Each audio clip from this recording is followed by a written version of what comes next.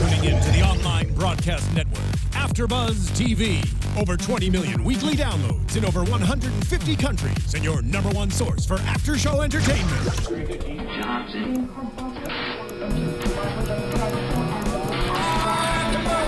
AFTERBUZZ TV, the destination for TV superfans. Producing aftershows for over 300 of your favorite TV shows, interviewing celebrities and showrunners, and bringing you behind-the-scenes exclusives. All thanks to E! Entertainment's Maria Menounos, producer Kevin Undergaro, and internet leader Akamai. Now, let the buzz begin! Hi everyone, welcome back to Madam Secretary. Tonight we have episode 12 called Standoff. Woohoo, good to be back. I know, I'm so happy to be back. I'm your host, April Whisenhant. Tonight with me, the lovely Sterling Kate. Hey guys, so happy to be back. I'm going to go ahead and apologize for my voice in advance. But I think sounds amazing. It's a little going out there, but it's fine. I think it sounds Anyways. good. Okay, so tell me from the beginning. So we had a pretty good break, a few weeks. It felt like a really long hiatus. It did. Yeah. And we ended with kind of like the biggest shockers of the season with all that stuff we found out about Marsha's death and that sort of thing. Yeah. And then they didn't talk about it at all tonight. They didn't, I know. And I wasn't really expecting them to, just because the whole first half of the season, they only talked about it here and there, and that kind of made us want to see it more later. Yeah. And so I think they're just going to keep dragging it along, at least throughout the first, for this whole second half now. Yeah. Well, tonight we had such a huge topic at the same time too, though. Not that had to do with like the importance of the show, I guess, but just a big ordeal, because it was Bess and Elizabeth. Oh my gosh, Bess and Elizabeth. Elizabeth and Henry's 25th anniversary. I know, and I was going to say, I think that's a really great thing about this this episode in particular, because it kind of took her out of the job for a second and said, hey, I have this other relationship with my husband going on. And the 25th anniversary is a huge deal. Heck yeah. And so they were going to New York to kind of recreate their first anniversary, which I thought the idea was really romantic. Yeah. But as we find out, it doesn't really turn out that way. Well, Henry, in true Henry form, he kind of has everything planned, and they're staying at the hotel that they stayed at on their first anniversary, and they're going to eat at the same, I think, like French restaurant, but it turns out to be basically like a club, pretty much. I don't know, but he plans the sweetest stuff for the two of them to do. Yeah, he's definitely the more sentimental one. Yes. He's too cute. I love them together. Well, they talk about at the beginning, Blake's kind of like pushing her out of the office because she is really tough to get on vacations, apparently. Well, yeah, she's obviously very dedicated to her job. She's relatively and important. And this is the Secretary first time of since State. yeah, right. And since she's become Secretary of State, though, this is her first time leaving the office and not being on call. I'm surprised she kept her phone off for as long as she did. Yeah. Speaking of, well, I mean, I guess we'll get there, but how did Henry have his phone? A sneaky Just little devil. readily available, you know? Henry always was Let's on talk call. about that a little bit. So Blake, we learned, so they go on this trip to New York for their 25th anniversary, and Blake is kind of going to go and check on the kids because Stevie is out of town visiting her college friends.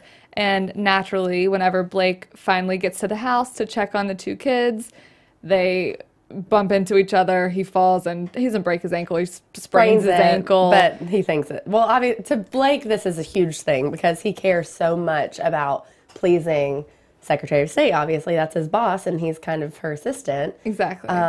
So for that to be the first thing that happens as soon as she leaves the office, he's going to be upset stressful. about it. Yeah. But Jason, the one who sprained his ankle, doesn't really care. He's like, I'm fine. Now I don't have to write my Italian paper. Exactly. I was going to say it's getting him out of homework, so of course he's fine with it. But then he still did his paper. Yeah. But then at the end, which this is skipping ahead, but whenever Madam Secretary finally gets back, he's like, it was all my fault. He didn't do his paper and he sprained his ankle. She's like, if that's how you want to do it. Yeah. But he's such like a good employee to her, which I think very she appreciates. loyal. Yeah, he's very loyal. And I think at the end there, when she just didn't really care, it's because stuff like that happens when you have kids. Like, kids fall down and they, do stuff. Exactly. Not that I know, but I feel like I watch enough TV to know. I used to babysit these 4 little girls, and one time she got like a huge bruise on her nose, and I have no idea why, and I was freaking out, and the mom was like, it's okay.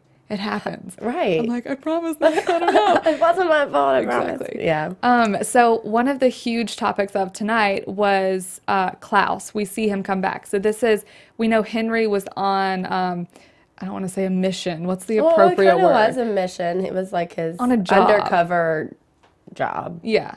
From the CIA to investigate this man, Klaus. It's called a mission. Yeah. You're right. Sure. Continue. Why not? To investigate this man, Klaus, because he was known to have been in cahoots, I guess, with terrorists and cahoots. Well, he works for terrorists. Yes, over the sarin sure. gas stuff that we still don't even really know what it is exactly, but clearly it is a very bad thing. So at the beginning of the episode, Henry is speaking with Sarah, and she says that the bug that Henry previously placed in Klaus's house has turned up nothing, that it's just, TV playing in the background, and that's pretty much it. So he's clean. So job is done. Mission is complete. Yeah. But Henry still felt really uncomfortable about kind of setting it aside and moving forward. Because he felt like something was still going on there. And I feel like just because the bug didn't come up with something doesn't mean that this Klaus person is innocent. Exactly. And we clearly learn, because they know that he's worked with these terrorists. Right. And so we obviously learn later that Klaus found the bug or knew about the bug that Henry placed. Yeah. Well, and it's no coincidence that he's going to show up at this random French bistro club thing for Henry and Elizabeth's anniversary dinner. Exactly. So it all was very suspicious. Yes. So we see they're at this place and they're about to go to their table, and Klaus just, "Oh, Henry, what are you here for?" And Klaus said he was there. That was a pretty good impression. Oh, thank you. Klaus said he was there for a symposium that he was doing at NYU.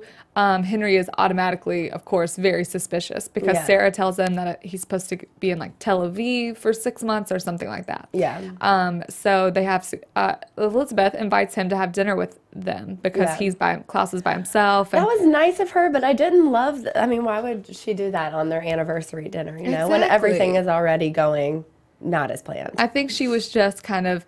They had been fighting. She's just kind of over it. It's a distraction. Right. And she thought she was doing something nice for Henry because Klaus is his longtime friend that he's known for forever. But clearly it was the opposite.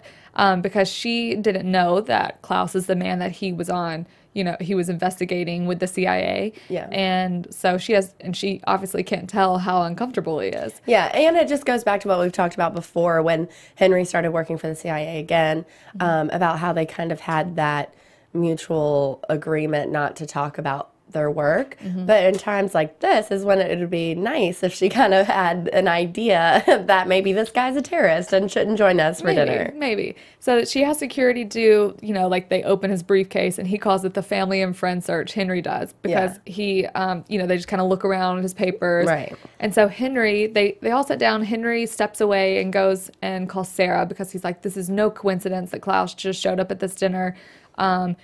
Check out the symposium, see if he was there, goes back and sits down, and we find out that Klaus, in fact, was not at the symposium, wasn't on the guest list, anything. There was no flight that was canceled because that's why he was still in New York, because he said his flight got canceled. Yeah.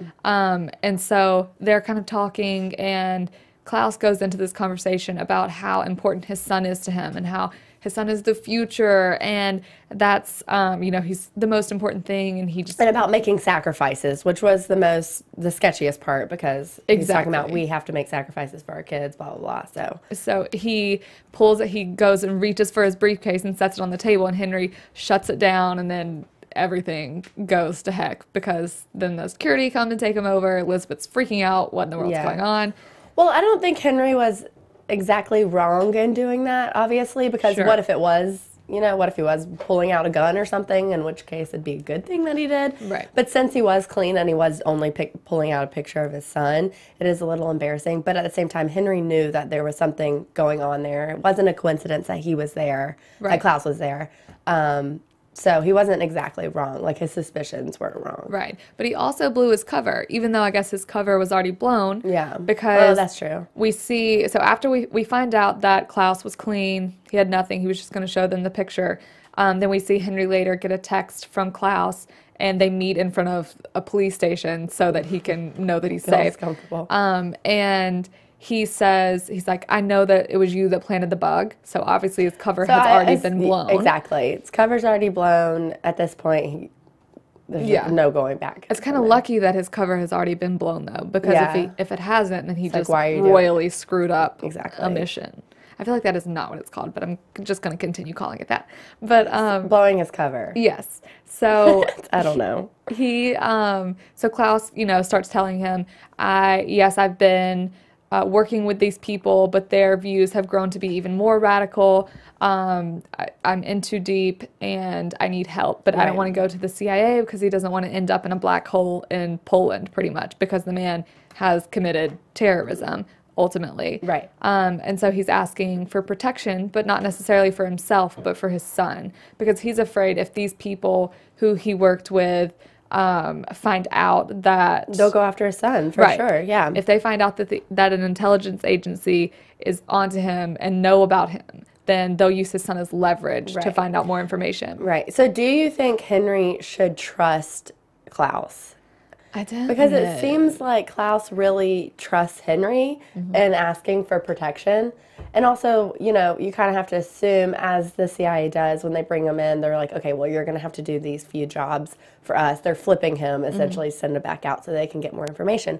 Which, I mean, definitely should, even though they should protect the son. Right. Go ahead and do that. And don't really just, leave him out there until the job gets done. But I don't know. I still don't know if we should trust Klaus so soon. But I guess they're just holding out on their promise. What if he doesn't even have a son? Yeah. Well, I think they would know if he had a son, surely or not. I hope anyway. They're the CIA. But I mean, I don't put it past Klaus to kind of fool them because he's a terrorist or he's committed terrorism acts, I guess I should say. He's a terrorist, So it's, I mean, he will ultimately say or do anything to save himself. So I'm kind of still, he seemed very genuine, but I'm pretty sure a terrorist can lie to your face. So right. I'm a little skeptical. Yeah. If that's all he's trying to get from this. Right. But we see, so Henry goes into a little meeting with Sarah and Klaus is in the interrogation room, and they learn that Sarah says that they will ultimately protect Adrian, Klaus's son, but basically they're going to use him as leverage because Klaus has said that he knows where the cash is hidden from the sarin gas cell, I guess. That's all kind of still a mystery to us at this point.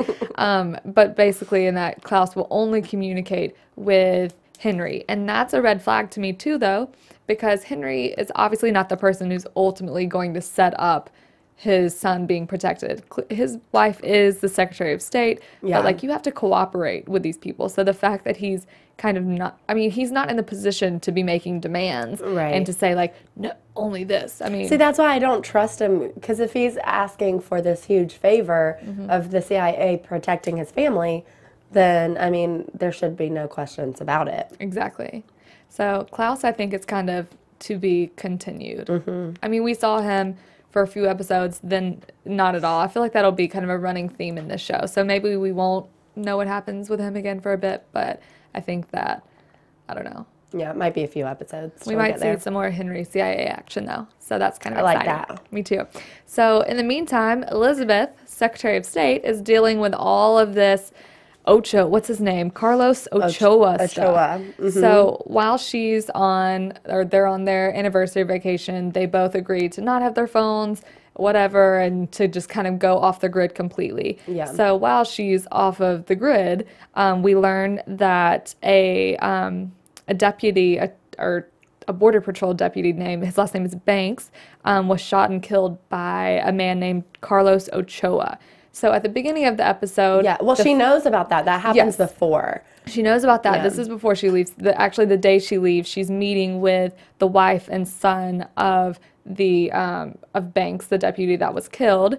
And they're talking about, in order to extradite him to the U.S. to be tried in the U.S., they have to drop the death penalty because Mexico won't extradite him to a country that he's not a citizen of for punishment. They don't think that's basically the United States' place to do that. Yeah. So basically, Elizabeth is just compromising with the Mexican government. If you give us this Ochoa person back, he won't get the death penalty, but he could go to prison for life. But we got to get him back in the U.S. before we can even get justice for what he did.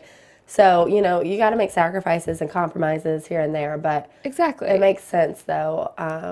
You know, you can't just, because he was in Mexico after he killed the officer. Right. So. And if he stays in Mexico, then you ultimately have no idea what's going to happen to him. He could go anywhere. Exactly. He could completely disappear and then never get punished for Exactly. killing. So Yeah. I'm glad that the family agreed to let the death penalty be taken off the table so that he could be extradited.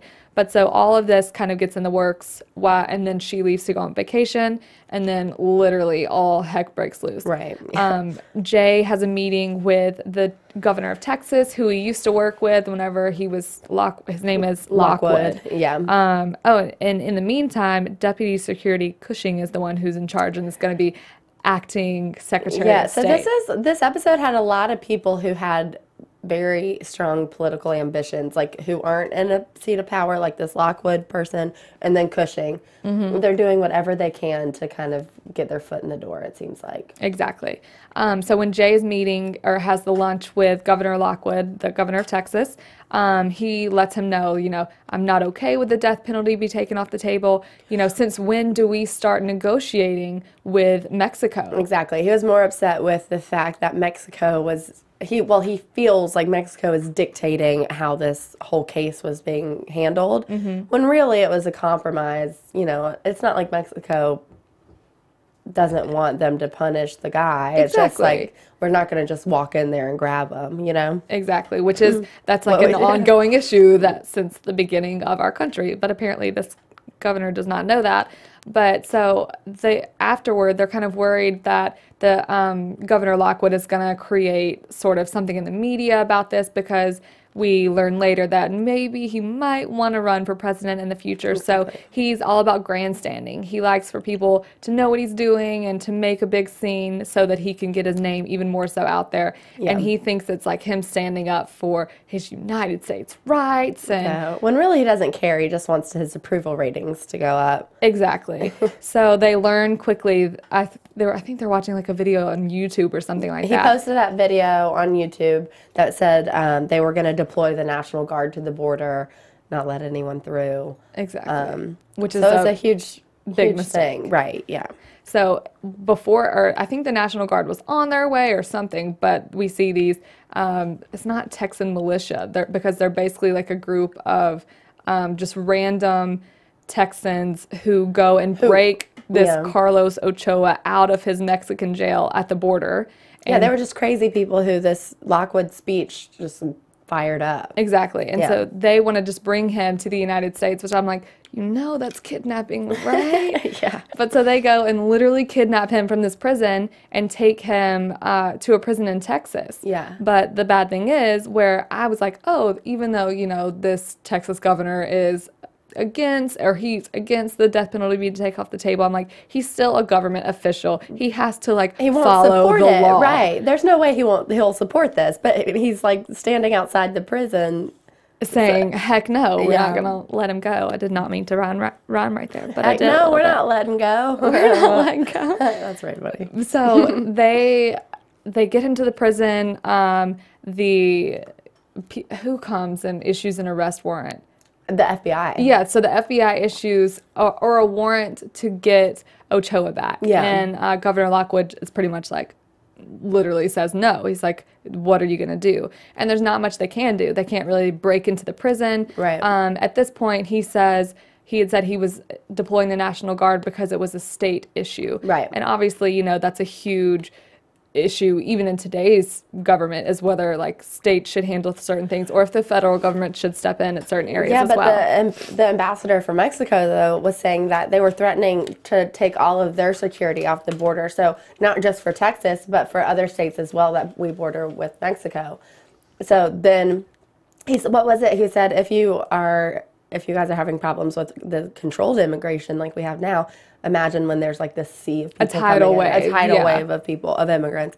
So, I mean, that's great. And that's when it becomes a national issue. Not that it wasn't already, but because it's involving other states as well. Exactly. So once, you know, this entire time they've been trying to not call Madam Secretary because they want her to enjoy it, but it's like clearly it's time when they don't want the president to be involved because they think it's a lowly issue, which I think border patrol and immigration are pretty important issues. But I guess the president is busy at the time. But so they finally end up calling her. She goes to Texas. And just like I literally feel like I say this every week. I'm like, there's no way she's going to figure her way out of this. Like, there's nothing that she can say. But she already had it planned out, like in her little 20-minute nap. Exactly. On the way, she's like, how long will traffic be? But so Jay tells her, so they call her, she goes to Texas. Jay tells her on the way to the prison that that Governor Lockwood most likely will want to run for the presidency. And, she's like, oh, this is really good news to me. Yeah. So she gets there and tells him that the Mexican government has issued a warrant for his arrest. Yeah. Which I thought was what would happen anyway, because if he's supporting this kidnapping and he's a part of it. Exactly. Well, he didn't know about it in the beginning. Well, he didn't know that the vigilantes or whatever were going to kidnap this guy. So he says. Well, very true. But, and so Beth says, oh, well, this is my idea. Because he's like, oh, who's going to come and get me? Like, they're going to extradite me to Mexico? No. And she says that it was her idea because, she knows that if he wants to run for president, basically I feel like she's kind of making this up, but maybe it was an actual legal process. That's interesting. I didn't think about that. I thought it was real. Yeah. But so she says, that's not going to be good if you, let's say you're president one day. What if she is making that up? What if there wasn't an arrest warrant? I kind of feel, either way, it doesn't matter, I guess, but she's just clever like that, so she would think of something that neat to tell him, I guess. But so, basically, it doesn't matter when or if you go to any Mexican territory, you can be arrested on the spot. And is an arrest warrant over your head going to be a good thing if you're running for president? Right. And basically, literally, just kind of blackmails him into handing over Ochoa to the FBI and saying that he's okay with the death penalty being taken off the table. Yeah. And that was clearly not a good thing for him because the media was there watching. That's the whole purpose. I loved how she turned around and smiled and shook his hand. He's just flabbergasted. What the heck? It's funny. But because earlier whenever you see the FBI hand him the warrant, he kind of just smacks it back at him because the guy wants his picture. He's all about getting the shot pretty much. He was in it for the presidency for sure. Right. I feel like he didn't care about the real case at all. Yeah. The whole time I was kind of thinking this dude would make a terrible president. This is not a good idea. So why are you putting this idea in his mind? Because he's enamored with it. But no, little Governor Lockwood, I don't think you're going to be president one day. I don't think we're going to see him again. So that was pretty much it about that situation. Yeah. So Ochoa was given back, and I guess he'll be tried. And hopefully, I feel like that'll be the end. We won't hear more about that story. I don't think so either. But I feel like that'll be the end of them. So while they're at their anniversary dinner and in the hotel a little bit, this is just kind of like a side story. They're arguing about Stevie and the oldest daughter, who we know dropped out of college, and they let her go for this weekend to party it up with her college friends. So in Wilmington, North Carolina, what hometown. So hopefully she will remember what it's like to be in college. And Beth says, let's talk about this. Is this actually really a good idea? Because we're basically, we're giving her a pretty wide berth right now of saying oh, well, kind of just do what you want. And so I get where she's coming from, but I also get where Henry's coming from, because he's like, no, this is what we said we would do. She's afraid to approach you. And I think that kind of really hurt Elizabeth's feelings. Yeah. Well, I think, first of all, I think Henry was right in saying that, the tighter they pull on her and bringing her in, the further away she's going to want to go. Right. So by giving her a little bit of freedom, I think that's going to make her learn on her own. And also, I think going to see her college friends and see how fun it is, that would make me want to go. I want to go back to college, Yeah, anytime I go back to Auburn, I'm like, I need to move back here. So I think it'll be a good thing for her. Yeah, so I'm not really worried about that. But like we've talked about before we went on hiatus, Stevie is just, I just can't deal with her right now. I can't either. Because she knew her mom was in the CIA, had to do things in her past as a part of being in the CIA, defending her country or working for her country. And I think she just needs to get over the whole torture thing. The whole torture thing. She didn't do it, but you can't be so naive to think that that doesn't go on. You know what I mean? Right. I mean, and then to like not talk to your mom about it anymore. Call me crazy. Like, I'm not saying that I would be happy if my mom was in the Right, CIA well, and tortured people, obviously, but I'm right. also kind of like, I feel like I would be like, damn, My mom's a a BA. I was about to Like, say, really? yeah. I mean, because she, not that, I'm not saying torturing is good or anything right now, but I mean, she's going so far off the grid with her anger over this, and I'm like, it's your mom. This is her job. Like, chillax. She's just too uptight. Yeah. Well, she's just, I don't know. I think it's really disrespectful how she's treating her mom, especially after her mom's going to completely support her after she drops out of college and now she can move back home and all that stuff. You got to really think about that. But it's like, no, Mom, you tortured someone, so I'm so mad at you. She didn't do it personally. She just gave the okay, you know? Awesome. Okay, well, I think that's about it for tonight. Let's talk about some predictions. And now, so your many. AfterBuzz I feel like TV predictions. I don't know. We really need to. I'm really hoping that next episode we see more about the Marsh thing because we were getting so deep into it with the investigation that then they just kind of let it go and now we don't know anything about that. That's kind of what I'm like on right now. I'm really sad that they didn't talk about it tonight because I wanted like a little bit of detail, but I definitely think we're going to delve way more into it because I feel like that's what the finale of the show will be like, but I need some good like build up before then. Yeah. I feel like since we were just talking about Stevie and I'm thinking about it, I think that, because you know how Daisy is so like on top of all the PR stuff, and even with the sprained ankle, she's like, I got to go control this, even though I don't see how that would be a good story. Like, no. Yeah. But anyways, I feel like Stevie's going to cause some sort of like huge PR thing for Elizabeth. Oh yeah. And it'll probably cause a huge rift between the two of them. Yeah. Like what if she runs away, or I don't know. Well, I'm hoping she runs away. Maybe she runs away with the boy. Maybe she runs away with Klaus to Tel Aviv. I don't know. What about that? That'd be interesting. That would be nice. That's a good prediction. I was thinking about Daisy and Matt too, because you know we haven't. Oh yeah. I guess they're dating now. Yeah. But we didn't see anything really about them tonight, and I always go back and forth on them, and you know that because originally I was like, and now I'm like, yay.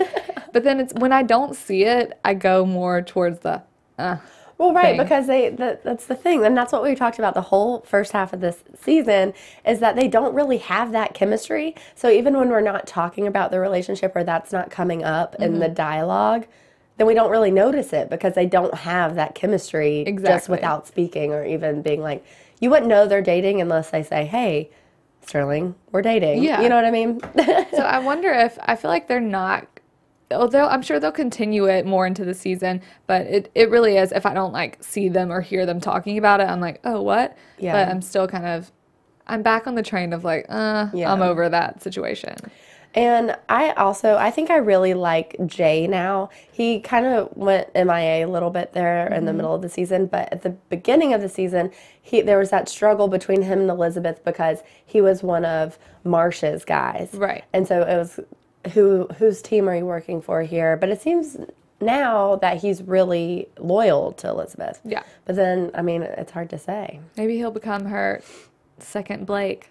I feel like 'cause Blake is all about him some Elizabeth at this point. Yeah, Blake's not going anywhere. No, definitely And not. I think Henry will probably continue to work for the CIA. Keep picking up jobs and that sort of stuff. I hope he does because, I mean, obviously being a professor is amazing and that is fulfilling for him, but he, I think, is clearly more fulfilled by working with the CIA. Well, and he has a good hunch for things and, you know, knows what's happening and he's really smart. But the only reason he got that Klaus mission job is because Klaus is associated with the university. Right. So he had access. So I wonder if for other cases where he might not have that same access, if he will be brought on board or not. I hope so because I feel like they'll see maybe that he did a really good job and then he found out this other information. Oh, but he also blew his cover, so I don't know. He's probably going to stay on this Klaus case. Yeah. See it through until they get whatever the information they need. Yeah. So we shall see. Alrighty, I guess that's it for tonight. Where can everyone find you on social media? You can find me on Twitter and Instagram at Sterling Cates. Y'all can find me on Twitter and Instagram at April Whisenhant. We'll see you next week. Bye. From executive producers Maria Menounos, Kevin Undergaro, Phil Svitek, and the entire AfterBuzz TV staff, we would like to thank you for listening to the AfterBuzz TV network. To watch or listen to other after shows and post comments or questions, be sure to visit AfterBuzzTV.com. I'm Sir Richard Wentworth, and this has been a presentation of AfterBuzz TV. Buzz you later. The views expressed herein are those of the hosts only and do not necessarily reflect the views of AfterBuzz TV or its owners or principals.